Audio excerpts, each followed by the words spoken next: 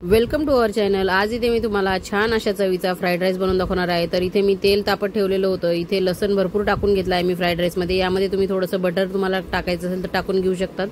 तर तसंच इथे मिरच्या देखील फोटो फोडून तुम्ही टाकू शकतात। आणि बघा इथे मी कांदा टाकून घेतलेला आहे, शिमला मिरची टाकून घेणार आहे आणि टोमॅटो देखील चिरून ठेवलेला आहे, ते देखील टाकणार आहे।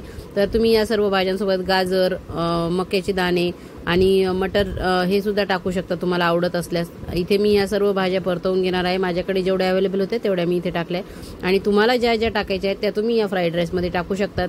म्हणजे तुमच्या मुलांच्या पोटात ज्या भाज्या तुम्हाला व्यवस्थित त्याचं न्यूट्रिशन पोहोचवायचं आहे त्या भाज्या तुम्ही याच्यामध्ये टाकू शकता, किंवा जी भाजी तुमची मुलं खात नाही ती या फ्राईड राईसमध्ये टाका, मुलं आवडीने खातील। तर इथे मी पत्ताकोबी देखील छान बारीक चिरून धुवून घेतलेला आहे, तो देखील या भाज्यांमध्ये ॲड करून घेतलेला आहे। व्यवस्थित या सर्व भाज्या मी पुन्हा एकदा परतवून घेणार आहे।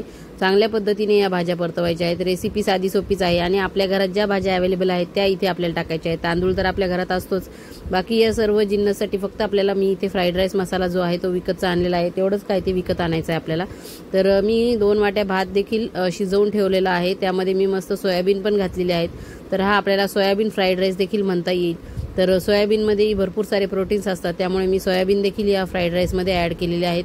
तुम्हाला जर आवडत नसतील तर तुम्ही घालू नका, आणि जर तुमची मुलं खात असतील तर तुम्ही नक्की टाका। तर बघा इथे भाज्या व्यवस्थित परतून झालेल्या आहेत, त्या जास्त आपल्याला मऊ होऊ द्यायच्या नाहीत, त्यांचा क्रंचीनेस जाऊ द्यायचा नाही, थोड्याशा परतायच्या आहेत आपल्याला तेलावर उगे। आणि इथे बघा मी 2 वाट्या भातासाठी 2 पॅकेट शेजवान फ्राईड राईस मसाला इथे टाकला आहे आणि सोया सॉस देखील इथे टाकून घेतलेला आहे।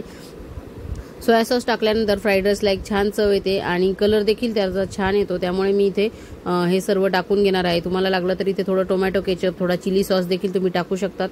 तर इथे बघा सर्व मसाले व्यवस्थित या भाज्यांना कोट होईल अशा पद्धतीने मी इथे परतवून घेत आहे। तर तुम्ही देखील तुमच्या मुलांना असं फ्राईड राईस किंवा मसाला पुलाव असं वेगवेगळ्या भाज्या घालून बनवून देतात का, किंवा तुमच्या मुलांना देखील असा फ्राईड राईस आवडतो का, ते मला नक्की कमेंट करून सांगा।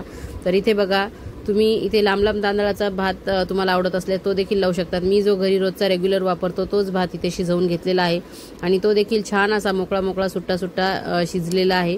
तर व्यवस्थित हा भात आपण इथे परतवून घ्यायचा आहे।